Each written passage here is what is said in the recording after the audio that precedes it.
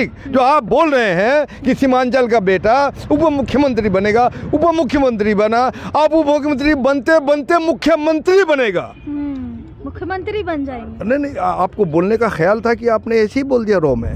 मैं मुसलमान हो करके मुस्लिम कॉज को जो आरएसएस के खिलाफ हमको लड़ना है, जो एजेंडा बना है, ये लॉन्ग टर्म एजेंडा बनेगा अभी।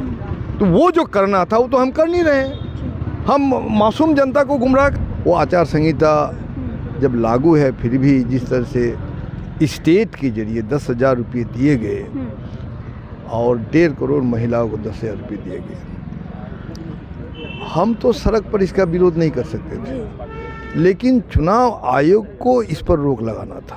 नमस्कार, आप देख रहे हैं मंथन टुडे न्यूज़ और आपके साथ मैं हूं निधि सिंह।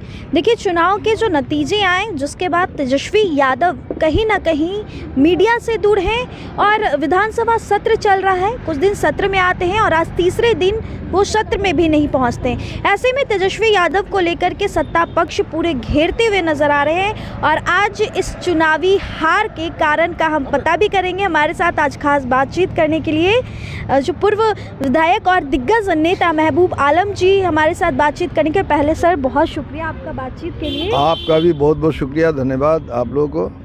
सर, हार पर किनारे बैठे हुए आपको महसूस हुआ कि हम लोगों से भी बात करनी चाहिए। बिल्कुल सर, और आज हम लोग ये भी जानेंगे कि जिस तरीके से महागठबंधन की इस बार करारी हार हुई है, क्या कुछ वजह निकल कर सामने है, क्योंकि काफ़ी दिन हो गए, समीक्षा बैठक भी आप लोगों ने किया, आखिर क्या कुछ नतीजे निकल कर आए? अब नतीजा जो भी हुआ उसका तो हाय तौबा मचाने से नहीं होगा। नतीजा को हम लोग कबूल करते हैं जी। और इस जनादेश को भी हम लोग कबूल करते हैं और धन्यवाद भी देना चाहेंगे, मुबारकबाद भी देना चाहेंगे। और जिस तरह से आप अभी बोल रहे थे तेजस्वी यादव के बारे में, तो अब एक भारी हार मिलती है तो लोग थोड़ा खामोश रहते हैं, ऐसी बात नहीं है। खुशी है तो गम भी है, मैंने निर्विकार नहीं होता है कोई चीज़। कहाँ कमी रह गई थी तेजस्वी यादव में, क्या कुछ दिक्कतें आ गई थी?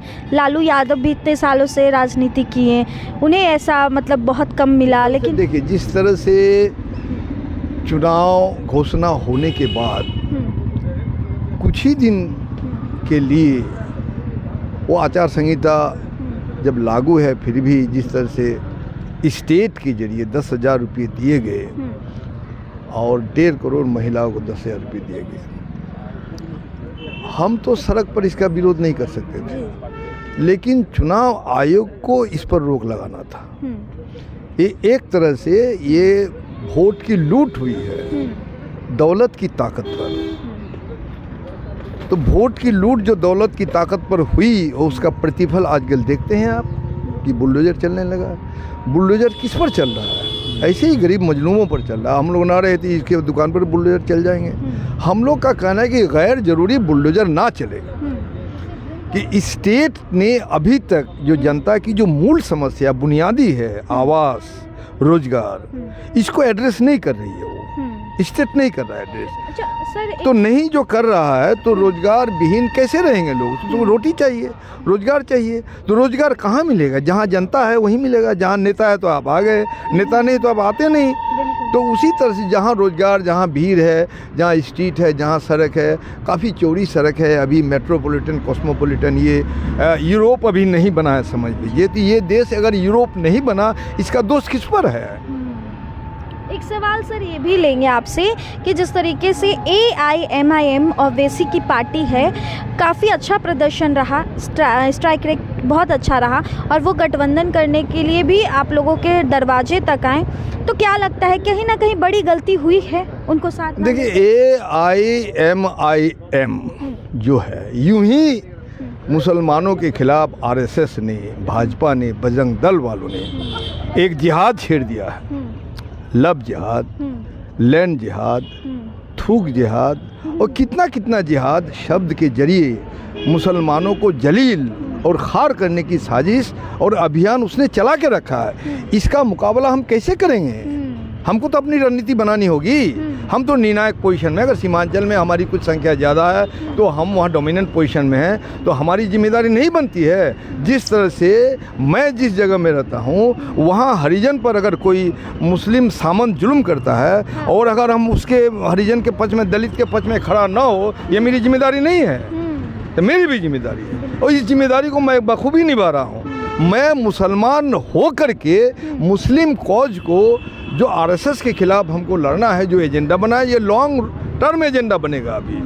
तो वो जो करना था वो तो हम कर नहीं रहे हैं। हम मासूम जनता को गुमराह कर रहे हैं। हम अब राजनीतिक सभाओं में अल्लाह अकबर का नारा लगा रहे हैं। हम राजनीतिक सभाओं में ला इलाहा इल्लल्लाह तेरा मेरा क्या रिश्ता, ला इलाहा इल्लल्लाह, ये पाकिस्तान जब बन रहा था 1947 से पहले का स्लोगन है और वो स्लोगन फिर आज देने लगे। तो ये जो 18% का जो नैरेटिव पैदा किया, तो क्या मुसलमानों में कास्ट सिस्टम नहीं है?